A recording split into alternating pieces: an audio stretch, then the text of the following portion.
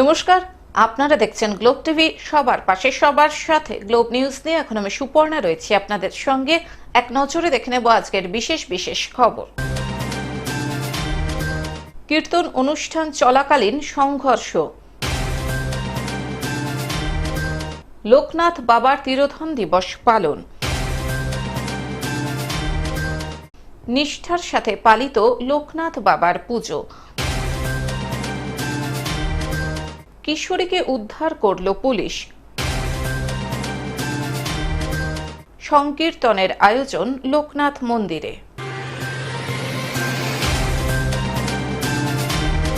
আসছে বিস্তারিত খবরে। কীর্তন অনুষ্ঠান চলাকালীন সংঘর্ষ। হরিপুর পঞ্চায়েতের বাজারি গ্রামে শনিবার রাতে কীর্তন অনুষ্ঠান চলাকালীন বাদ্যকর পাড়া ও বাউরি পাড়ার বাসিন্দাদের মধ্যে সংঘর্ষকে কেন্দ্র করে রণক্ষেত্রের পরিস্থিতি তৈরি হয়। মারপিটে জড়ায় দুই পক্ষ, চলে ইট বৃষ্টি। ঘটনাতে আহত একাধিক। শনিবার রাতেই 4 জনকে চিকিৎসার জন্য ভর্তি করা হয় দুর্গাপুর মহকুমা হাসপাতালে। বাউরি পাড়ার সুরেশ বাউরি বলেন, পাড়ার লোকেরা কীর্তন অনুষ্ঠান দেখতে গেলে বাদ্যকর পাড়ার লোকজনেরা বাধা দেয়, আর তা থেকেই এই ঘটনার সূত্রপাত। গভীর রাতে পুলিশ গিয়ে পরিস্থিতি নিয়ন্ত্রণে আনে। রবিবার সকালে দোষীদের শাস্তির দাবিতে পাণ্ডবেশ্বর থানায় একটি লিখিত অভিযোগ দায়ের করা হয় বাউরি সমাজের পক্ষ থেকে।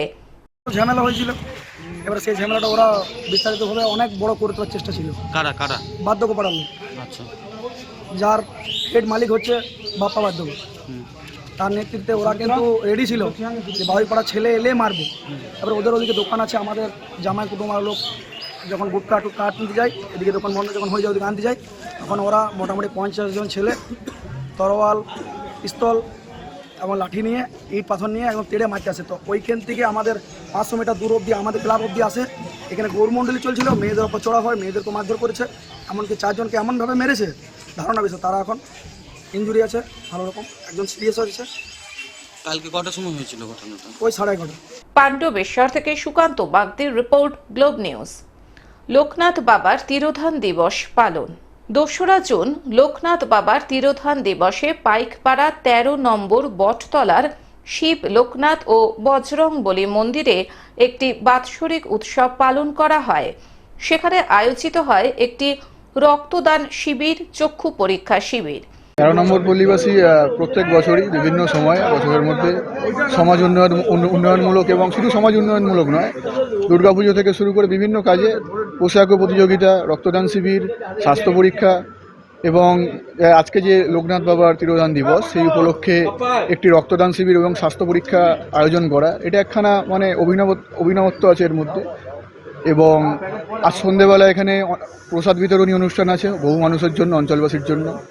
এবং প্রত্যেক বছরে এনারা সবাই মিলে একসাথে যে গানের অনুষ্ঠান আছে, বিভিন্ন সাংস্কৃতিক অনুষ্ঠান আছে, প্রত্যেক বছরে এখানে এই পল্লীবাসীর যারা মানুষজন আছেন সবাইকে একসাথে নিয়ে প্রত্যেক বছর সবার পাশে থাকা এবং মানুষের বিপদে আপদে এনারা সবাই প্রত্যেকে ঝাঁপিয়ে পড়েন।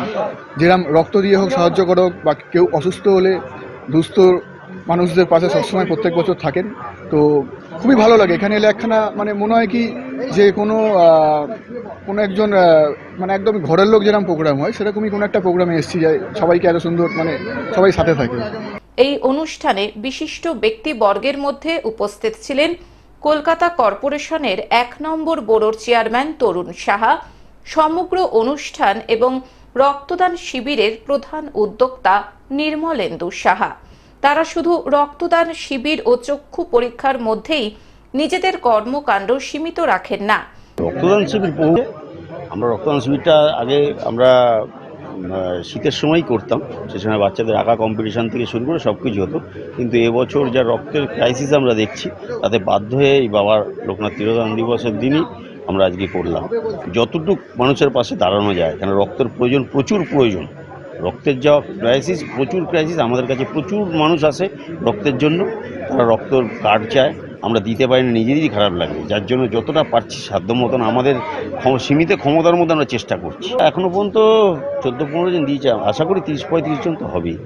অনুষ্ঠান আজকে সন্ধ্যাবেলায় বাবার ভক্তিমূলক গান আছে, তারপরে প্রসাদ বিতরণের একটা আয়োজন করেছি, 1000 দেড়েক লোকের উপরে প্রসাদ বিতরণের একটা অ্যারেঞ্জমেন্ট করেছি আমরা। এই জিনিসগুলো। সারা বছর তারা বিভিন্ন জনকল্যাণমূলক কাজের সাথেও নিজেদেরকে যুক্ত রাখেন। 13 নম্বর পল্লীবাসী বৃদ্ধদের এই ক্লাব সংগঠন তারা আজ নয়, দীর্ঘদিন ধরে আমাদের দেখা প্রায় 30 বছর ধরে তারা এই সমস্ত কর্মসূচির মাধ্যম দিয়ে এলাকার মানুষের উন্নয়নের কাজের জন্য লেগে থাকে। আর শুভদীপের মতো অত্যন্ত একটা কৃতি সন্তান আমাদের এই অঞ্চলের ছেলে, সে তার নিজের নাম শুধু শহর না, সারা ভারতবর্ষে না, শহরের বাইরেও তার নাম আছে। তার কিছু এমন শিল্পকর্ম আছে সেটা দেখবার মতো আর কি। সেই শুভদীপ আমাদের এই ক্লাব সংগঠনের সাথে যুক্ত আছেন। আমরা আন্তরিকভাবে কামনা করব যে 13 নম্বর পল্লীবাসী বৃদ্ধ যেন মানব সেবায় এইভাবেই কাজ করতে পারে। কারণ লোকনাথ বাবার তিরোধান দিবসটা একটা বিশেষ দিন। আজ বিভিন্ন অঞ্চলে লোকনাথ বাবার সেই তিরোধান দিবসের অনুষ্ঠানকে সামনে রেখে বিভিন্ন অনুষ্ঠান হচ্ছে, কিন্তু তার মধ্যে প্রবল দাবাদাহ আছে। গতকালই ভোট শেষ হয়েছে, সব কিছু পরিস্থিতি অনুকূল ছিল না, কিন্তু এরা তাই কাজগুলো প্রতিকূল করে নিয়ে তারা কাজগুলো করতে পারছে। আমি ধন্যবাদ জানাই 13 নম্বর পল্লীবাসী বৃদ্ধকে, তারা আগামী দিনেও যাতে এইভাবে কাজ করতে পারে। পাইকপাড়া থেকে অনির্বাণ দত্তের রিপোর্ট, গ্লোব নিউজ। নিষ্ঠার সাথে পালিত হলো লোকনাথ বাবার পুজো। বাবা লোকনাথের আধ্যাত্মিক শক্তি নিয়ে অনেক প্রচলিত কথা ও বিশ্বাস আছে। মনে করা হয় সব বিপদেই তাকে স্মরণ করলে রক্ষা করেন তিনি। আজও তার অগণিত ভক্ত নিষ্ঠার সঙ্গে তার পুজো করেন। বাংলার বিভিন্ন বাড়িতে লোকনাথ বাবার পুজো অনুষ্ঠিত হলো। মিছরি, কচুর শাক ও ডাবের জল দিয়ে, ফুল মিষ্টি দিয়ে অতি নিষ্ঠার সাথে পালিত হয়েছে তার পুজো। এদিন বিভিন্ন মন্দিরের পাশাপাশি গৃহস্থ বাড়িতেও মহা সমারোহের সাথে পালিত হলো লোকনাথ বাবার 105তম তিরোধান দিবস। এদিন জলপাইগুড়ি শহরের বিভিন্ন বাড়িতে অতি ভক্তি ও নিষ্ঠার সাথে লোকনাথ বাবার তিরোধান দিবস পালিত হলো। এই বিষয়ে এক ভক্ত পার্থদে জানান, প্রতি বছরে নিষ্ঠার সাথে লোকনাথ বাবার পুজো করে আসি। আমাদের বাড়িতে গত 22 বছর ধরেই এই লোকনাথ বাবার পুজো অনুষ্ঠিত হচ্ছে। খুব ভালো লাগে। সকাল থেকেই চলে পুজো। দুপুরে প্রসাদ বিতরণেরও ব্যবস্থা থাকে। প্রচুর ভক্ত এখানে আসেন ঠাকুরের কাছে তাদের আশা পূরণের জন্য। আমাদের বাড়িতে প্রায় 22 বছর ধরে আমরা এই পুজো নিষ্ঠার সঙ্গে পালন করে আসছি এবং সব পরিবার আমরা উপস্থিত থাকি এবং সুসম্পন্নভাবে আমরা এই পূজাটা আমরা সম্পন্ন করি। এই পুজোর পাশাপাশি কি প্রসাদ খাওয়ানো হচ্ছে? হ্যাঁ, প্রসাদ খাওয়ানোর আমাদের ব্যবস্থা থাকে। এটা কোথায় আপনাদের বাড়ি? আমাদের বাড়ি সেনপাড়া, সেকেন্ড কালীবাড়ি। জলপাইগুড়ি থেকে সায়ন সেনের রিপোর্ট, গ্লোব নিউজ। কিশোরীকে উদ্ধার করল পুলিশ। হীরাপুর থানার অন্তর্গত বার্নপুরের নরসিংহ বাঁধের কাঠগোলার বাসিন্দা 14 বছরের এক কিশোরী গত 27 মে নিখোঁজ হয়। এই ব্যাপারে পরিবারের তরফে হীরাপুর থানায় একটি নিখোঁজের অভিযোগ দায়ের করা হয়। মামলার তদন্ত শুরু করে পুলিশ এবং ওই নিখোঁজ কিশোরীকে পাটনা থেকে নিরাপদে উদ্ধার করেছে হীরাপুর থানার পুলিশ বলে জানা যায়। শুক্রবার সকালে হীরাপুর থানার পুলিশ পাটনা থেকে মেয়েটিকে নিয়ে বার্নপুরে পৌঁছয়। কিশোরীর মা তার মেয়েকে নিরাপদে পুনরুদ্ধারের জন্য হীরাপুর থানার প্রতি কৃতজ্ঞতা প্রকাশ করেছেন। उसके लिए दिए सर, बहुत हेल्प किया है लोग। उनको इसी का शुक्रिया अदा करना है उन लोगों का। वो मेरा लड़की को सही सलामत ले आ दिए हैं। कब से लापता था? 27 तारीख से सुबह 6 बजे से। कितना लड़की का? 80 सर, 13 वर्ष। कहाँ से मिले कहाँ पर? अब मिली अभी हमको डिटेल्स मालूम नहीं हुआ। हस्बैंड गए थे साथ में। अच्छा। हस्बैंड गए थे मेरे और यहाँ से थाना प्रभारी सभी लोग गए थे। कैसे लापता हुआ? मतलब सुबह में उठी है, उसके बाद हम लोग खोज रहे हैं घर में कहीं नहीं मिली है। उसके बाद हम लोग पूरा ऊपर नीचे सब जगह खोज रहे हैं। फिर जाके हम लोग रेलवे स्टेशन, पुलिस स्टेशन सब जगह सीसीटीवी कैमरा चेक कर लिए। सर लोग भी हेल्प किया कि सीसीटीवी कैमरा यहाँ भी चेक करवाए हैं हम लोगों का। और उसके बाद देखे हम लोग की कहीं नहीं नज़र आ रही है। उसके बाद हम लोग यहाँ पे मिसिंग फॉर्म भर के दिए। फिर उसके बाद 3 दिन हुआ, तब सर लोग बोल रहे हैं कि आप शांतिपूर्वक रहिए, हम लोग आपका लड़की का कहीं से ढूंढ के निकाल देंगे। लेकिन सर लोग बोले थे, वादा किए थे, मेरा लड़की को वादा पूरा करके दिए। नहीं, उस दिन आप कि नहीं कर रहा था कोई? मेरा लड़की का मामला था सर, मिल नहीं रही थी, तो किसी माँ को भी टेंशन हो सकता है सर। है कि नहीं है? बताइए, लड़की का बात है। लड़की आने के बाद क्या थी? आने के बाद क्या बताइए, आपसे बात हुआ? আসানসোল থেকে সৌমিত্র গাঙ্গুলির রিপোর্ট, গ্লোব নিউজ। সংকীর্তনের আয়োজন লোকনাথ মন্দিরে। রবিবার লোকনাথ বাবার তিরোধান দিবস উপলক্ষে পুজোর আয়োজন করা হলো পূর্ব বর্ধমান জেলার কাটোয়া 2 নম্বর ব্লকের মূল গ্রাম বাস স্ট্যান্ডে লোকনাথ মন্দিরে।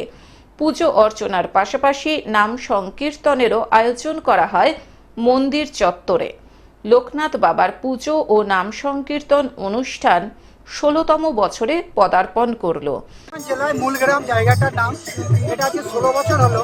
এখানে বাবার আশীর্বাদে 4-5 হাজার লোক এখানে প্রসাদ বিতরণ করা হয় এবং কালকে এখানে মহোৎসব করা হচ্ছে। আশেপাশে গ্রামের লোক এখানে সবাই আসেন। আজকে একটা অনুষ্ঠানও রাখা হয়েছে, যেটা হরিনাম, কীর্তন, বাউল ইত্যাদি সব বাবার আশীর্বাদে সব হয়ে যাচ্ছে। অনেক দূর দূর থেকে অনেক লোকজন আসেন এখানে এবং আমরাও এখানে মানে সবাই খুব খুশি, সবাই মিলে যে হেল্প করে যে পুজোর আয়োজনটা করা হচ্ছে। এটা কোন পুজোটা কি নাম? পুজোটা লোকনাথ বাবার। এদিন পুজো দিতে মূলগ্রাম ছাড়াও আশেপাশের গ্রাম থেকে বহু মানুষ ভিড় জমান মন্দিরে। আজ মন্দির চত্বরে মহাপ্রসাদ বিতরণ ও যাত্রা অনুষ্ঠানেরও আয়োজন করা হয়েছে। লোকনাথ পুজো হচ্ছে জ্যৈষ্ঠ মাসের 19 তারিখ। এটা আমাদের প্রত্যেকদিন বাদে দিন 19 তারিখই হয়। অনেক দূর দূরান্ত থেকে লোক আসে পুজো নিয়ে। আজকে গ্রামের সহযোগিতা বা রোডের আরও পাশের গ্রামের সহযোগিতা সব হয় বা আমি সেবা গ্রহণ করি বা সবাইকে দেখভাল আমি নিজে দায়িত্ব থাকি বা আমাদের দাদা ভাই আরও আপনার কাছে সহযোগিতা নিই। এটা কি হয়? কীর্তন হয়, বাউল হয়, তারপর যে কালকে আপনার হবে মহোৎসব হবে 20 তারিখে। তারপর যাত্রার প্রোগ্রাম আছে। তা আরও বিচ্ছেরা গ্রামের বাচ্চা কাচ্চা নিয়ে মানে আর কি অনুষ্ঠান হয়। কাটোয়া থেকে রাহুল রায়ের রিপোর্ট, গ্লোব নিউজ। এখন থেকে গ্লোব টিভি দেখুন আপনার স্মার্টফোনেও। গুগল প্লে স্টোর অথবা অ্যাপল স্টোর থেকে ডাউনলোড করুন গ্লোব টিভি লাইভ অ্যাপ এবং জিও টিভি অ্যাপ। এছাড়াও জিও ফাইবারেও গ্লোব টিভি দেখুন 1457 নম্বরে। আজকের মতন গ্লোব নিউজ এখন এই পর্যন্তই। দেখতে থাকুন গ্লোব টিভি, সবার পাশে সবার সাথে। নমস্কার।